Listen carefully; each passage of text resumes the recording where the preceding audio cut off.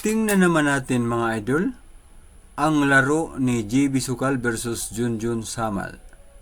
Dumipinsa si Junjun kaya lang na-open ball pa rin. Tinira ni JB Sukal ang 1. Tira 2 na naman si JB, no, na kailangan ipaatras ang pamato para sa preparasyon sa 3. Panoorin natin. Ayan, pumasok mga idol. Napaatras talaga. Kaya lang, pumasok rin ang pamato sa butas. Ayan. Parang nag-hard loser na si JB mga idol, no?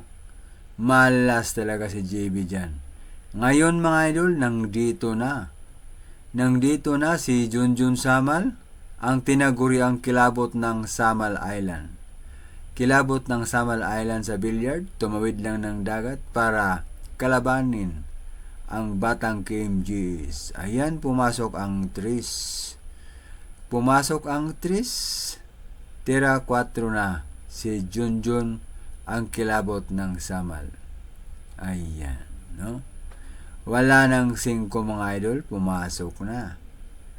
So, tira 6 si Junjun Samal.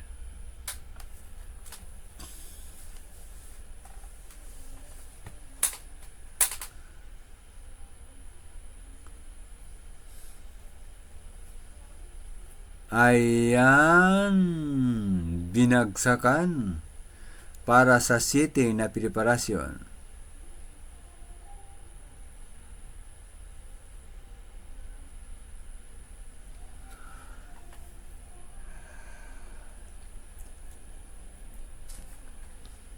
Tira 7, ayan, pumasok mga idol, last 2 na si Junjun Samal.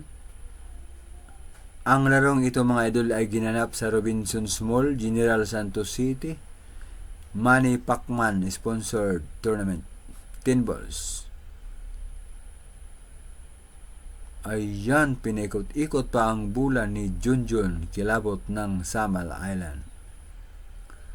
Last ball na si Junjun mga idol. Dahil sa scratch, natalo ang batang KMGs. Tira Jun. Ayan, pumasok na. Panalo si Junjun.